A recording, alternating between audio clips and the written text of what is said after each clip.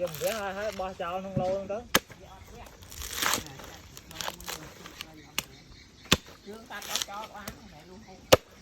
Tam bữa các ba là trăm văn văn đây hả? បងប្អូននេះប្តីខ្ញុំសក់ហើយនេះសិតតែដុសប្លុកល្អដូងទុំធម្មជាតិទុំលើដើមហ្មងណានេះសក់បានប៉ុណ្ណឹងហើយហ្នឹងបងប្អូនណាត្រូវកាចកំងបានណាប្រេងដូងត្រជាក់សានេះគឺដូងស្រែយើងសុតហ្មងអញ្ចឹងបងប្អូនណាចង់បានដូងស្រែសុតអីអាចកំងឲ្យហើយមានតែបន្តិចទេអត់មានច្រើនទេបងប្អូនថ្ងៃនេះមកលេងផ្ទះមកសក់ដូងនេះដូងសក់ហើយដូងកពីងល្អនេះសក់បានមែនហ្នឹង